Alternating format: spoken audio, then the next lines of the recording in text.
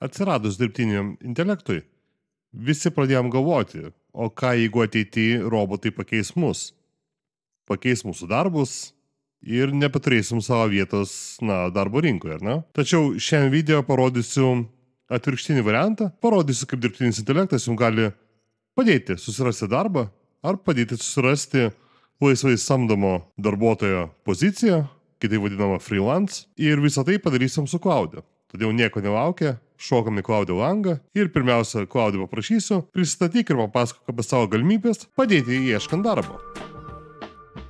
Gerai, kaip matot, Cloudė gali peržiūrėti ir patobulinti CV ar motyvacinį laišką, patarti, kaip efektyviai ieškoti darbo skelbimų, paruošti darbo pokalbėmis, skaitant dažniausiai užduodamus klausimus, analizuoti darbo rinkos tendencijas jūsų srityje, padėti išsiaiškinti jūsų įgūdžius ir karjeros tikslus, patarti dėl profesinio tobulėjimo galimybių. Gerai, jeigu Cloudė tai gali padaryti, mums būtent to ir reikia ieškant darbo, ar ne? Todėl aš įkelsiu pono Obolio CV ir paprašysiu, pažiūrėk mano CV ir pasiūlyk, kaip jį optimizuoti Lietuvos darbo rinkai. Dabar Cloudė peržiūrės mūsų keltą PDF ir pateiks savo įžvalgas. Taigi, ekrane rodau CV, kurį ką tik įkėliau Cloudė, pono Obolio kaip Python programuotojo. Jame įrašyta ir darbo patirtis, kontaktai, įgūdžiai, kalbos, išsilavinimas ir dabar pasižiūrėkim, ką Cloudė pasiūlė, kaip peržiūrėjo mūsų CV.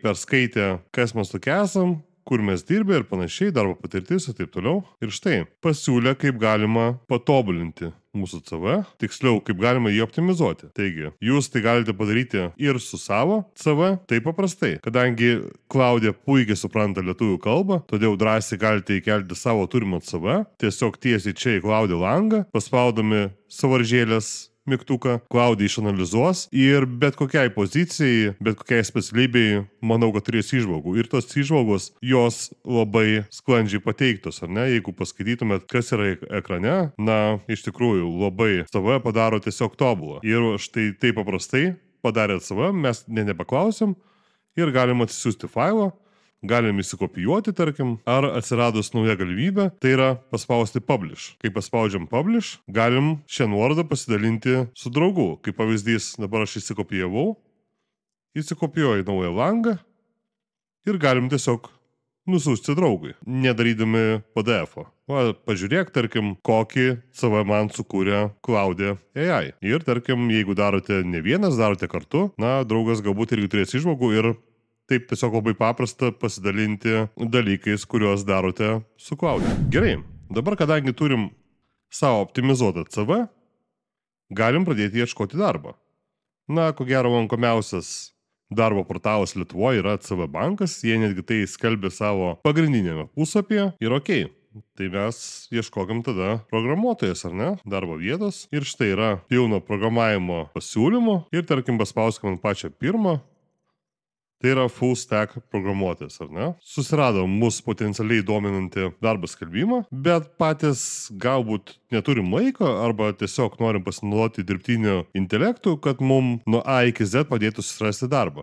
Taigi mes Cloudė ir paprašom, štai darbo skelbimas iš CV banko.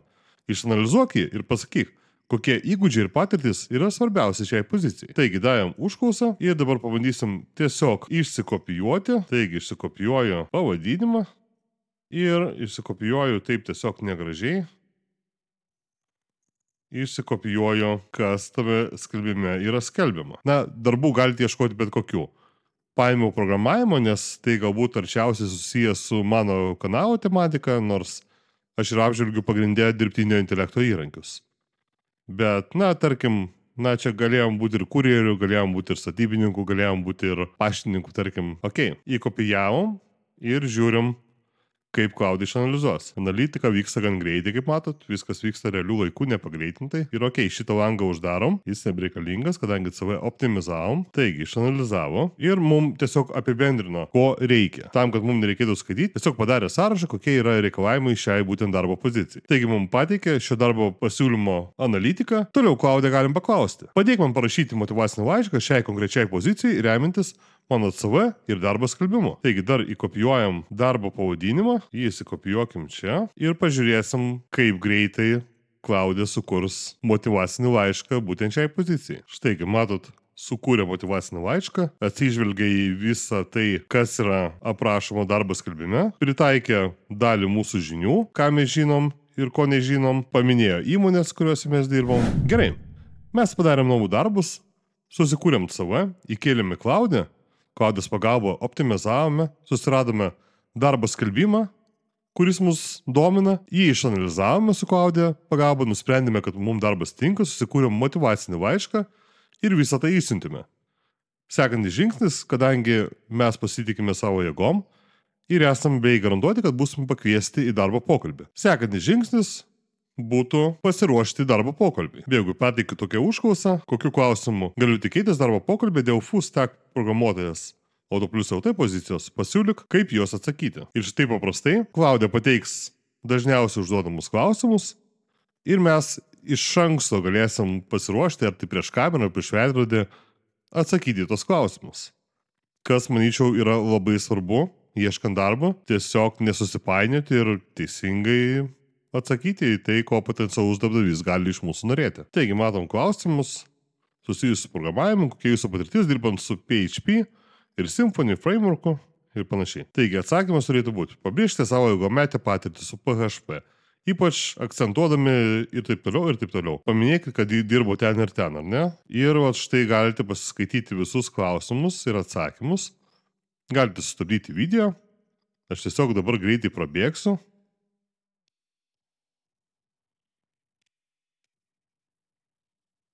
Ir kaip matot, Klaudė tikslumas ir gebėjimas rašyti lietuviškai yra iš tikrųjų stulbinantis.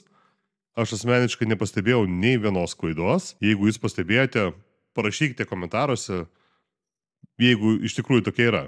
Gal nesu toks pastabus. Taigi, kas liečia darbą, mes viską padarėm, įsiuntėm, pasimokėm atsakyti klausimus ir panašiai.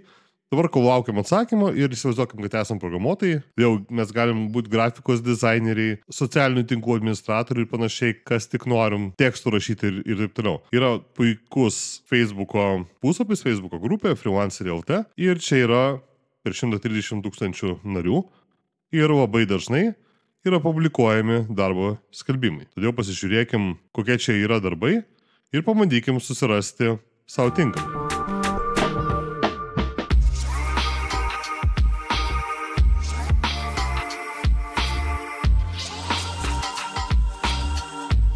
Taigi štai čia radau pirmą užklausą. Kaip matote, ieško žmogaus, kuris galėtų padaryti svetainę.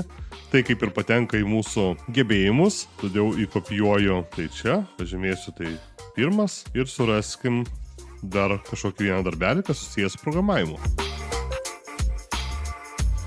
Štai ilgai neieškojęs, susiradau dar vieną darbelį ir jį taip pat pateikiu Klaudė ir pažiūrėsim, ką atsakys, man pačiam labai smalsu. Tai, kaip matot, išanalizavo darbo pasiūlymus ir štai tiesiog pasakė, mums tiesiog nereikia nieko domėtis, pasakė, kad šis projektas atitinka jūsų įgūdžius, nes turite didelę patirtį, kuriant web aplikacijas. Tačiau jis atrodo gana bendras ir galbūt netitinka jūsų patirties lygio. Taigi, kaip pristatyti? Tai tiesiog galite įsikopijuoti žinutę ir parašyti, tarkim, tam pačiam žmogeliui atgal Facebooką, ar ne? Antrasis darbas, kur ieškojo sukurti web aplikaciją arba web svetainę. Šis projektas geriau atitinka mūsų patirtį įgūdžius.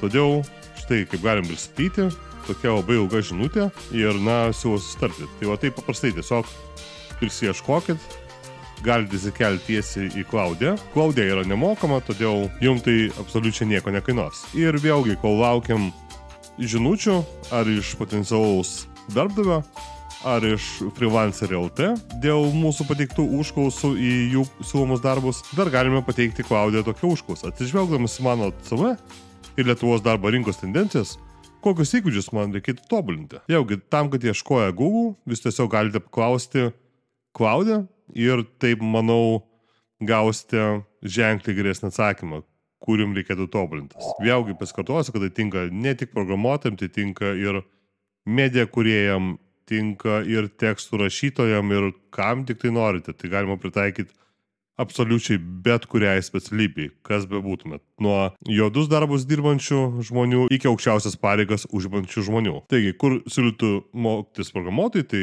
cloud technologijos, konteinerizacija, mikroservisų architektūra ir panašiai, nes to mes nesame įtraukę į CV ir Cloud'e pagautai spėja, kad mes to nemokam. Ir štai, tarkim, aprašo, kodėl mes to turėtume mokytis ir panašiai. Vėlgi, ko gero, gal galėjau šiam video pasiruošti kelti CV su keliais, tarkim, darbo profiliais. Na, bet svarbiausia, kad susidarytumėte vaizdinį, kaip tai yra lengva šiai dienai su dirbtiniu intelektu. Ir tarkim, į ateitį mes visi pasvarstom, kad galbūt galėtumėm keisti darbus ar išbandyti save kažkokioje kitoje srityje. Todėl Cloud'e paklausiu, remintis mano patirtimi ir pomėgiais, kokias karjeros kryptis Lietuvoje man rekomenduotama svarstyti. Taigi vėl gausim konstruktyvų atsakymą, kaip matom, vėl siūlo daugiau mažiau su programavimu susijusios, tik šiek tiek kitokius, kadangi mes buvom Python programuotojais, tai vėl galim tapti freelanceriais, kibernetinio saugumo specialistais ir panašiai. Štai tokios paprastos užklausas gali atverti absoliučiai neribotas galimybės. Ir paskutinė užklausa, mum, tarkim, bevykdant visus šitos papildomus darbus, ieškant freelance darbų ir panašiai, ieškant, kur galėtume pasimokyti, atėjo laiškas, kad, esam kviečiami į pokalbį. Taigi dar vienas aktualus klausimas, kaip turėčiau pasiruošti dėrybom dėl atlyginimo, kokia vidutinė konkrečios pozicijos auga Lietuvoje. Vėlgi įsikopijuojam mūsų full stack programuotoją ir čia pateikim į šią užklausą. Taigi, kaip matom, yra pateikiamas išsamus gydas, nežinau ar tokį kur nors rasti, kaip dėrėtis dėl atlyginimo. Ko gero, tai vienas svarbiausių aspektų ieškant naujo darbo, būtent ar didesnis atlyginimas, ką reikėtų akcentuoti, prašant tokio atlyginimo, kad tai, tarkim, remintis CV, turime 10+ metų patirties, vadovavimo įgūdžių ir panašiai, taigi pasiruošti dėrybom, įvertinti savo vertę, tyrinėti rinką, pasiruošti savo pasiekimų sąrašą, apsvarstyti kompensacijos paketą, taigi strategija, papildomi aspektai ir taip toliau. Kaip matėt, parodžiau viską, ką norėjau parodyti, kaip lengva su dirbtiniu intelektu susirasti darbą. Parašyti tokio lygio motyvacinius laiškus, ar taip sklandžiai padaryti CV, reikalauja laiko, kai kurie galbūt net nėra su to susidūrę ir gal patys ir nesugebėtų, prašytų kažko, o čia jūs turite pagalbininką, kurį galite pasiekti visiškai nemokamai, tiesiog įvedę cloud'e.ai. Šiandien buvo tiek, ačiū, kad žiūrėjote, jeigu video patiko, paspauskit nykščius, pasidalinkit su tais, kam tai galbūt yra aktualu ir iki sekančio video. Ate.